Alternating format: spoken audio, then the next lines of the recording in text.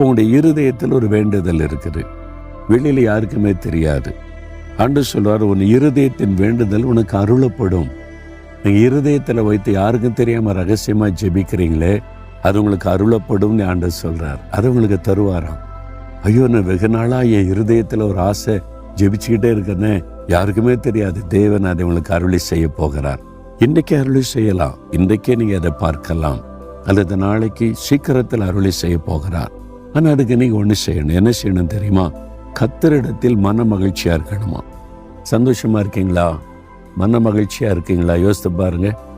கர்த்தரிடத்தில் மன மகிழ்ச்சி. நீங்க அவிசுவாசம் படுறீங்க, அவிசுவாசத்தை வெளிப்படுத்துறீங்க. சந்தோஷமா இருந்தீங்கன்னா விசுவாசத்தை வெளிப்படுத்துறீங்க. அப்படி விசுவாசத்தை நீங்க வெளிப்படுத்தினா உங்களுடைய மன விருப்பத்தை அருளி செய்வேன்னு ஆண்டவர் சொல்றார்.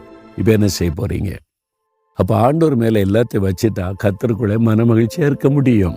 இன்னைக்கு சொல்றீங்களா, ஆண்டவரே உமக்குள்ள நான் எப்பவும் மன மகிழ்ச்சியா இருப்பேன், இனி துக்கமா சோகமா இருக்க மாட்டேன், முறுமுறுக்க மாட்டேன், குறை சொல்ல மாட்டேன், என் இயேசுக்குள்ள எப்பவும் நான் சந்தோஷமா மன மகிழ்ச்சியாகவே இருப்பேன்.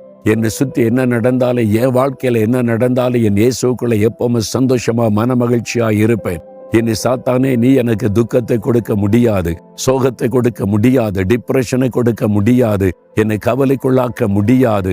என் இயேசுக்குள்ள நான் எப்பவும் சந்தோஷமா இருப்பேன். அவர் என் மன விருப்பத்தை நிறைவேற்றி தரப்போகிறார். இயேசுவுக்கு ஸ்தோத்திரம், ஸ்தோத்திரம். இயேசுவின் நாமத்தில் ஆமேன், ஆமேன்.